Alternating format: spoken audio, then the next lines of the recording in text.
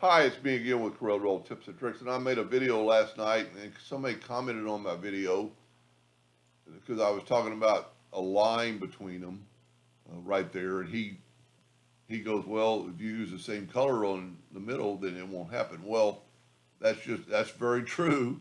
That's just a different effect. So I did it, and then I thought I wasn't going to make a video about it, and then I thought there's really one more way that you could do this.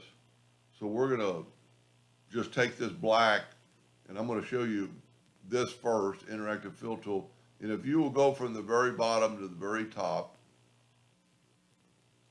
and then put red at top, red at bottom, and then if you will get your yellow and put it about in the middle,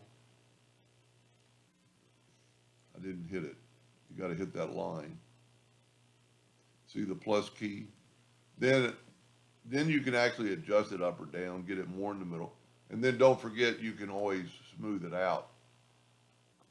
So, and then I'm going to split this in half like we did last night with the knife tool. And I'm going to just swipe through here, holding down the control button to get it even. And then you have two different texts cut in half, and there's no line in the middle because they're the same color. And then the real reason that I decided to make the video, there's actually 4 ways you could do this.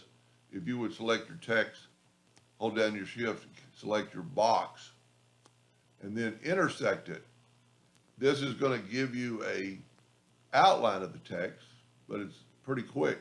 Select your text, hold down your shift key, intersect it. Now you have the text that you could do anything you wanted to with it in different colors, or you could blend it from there, take away the outline by right-clicking. Pretty cool. I like it.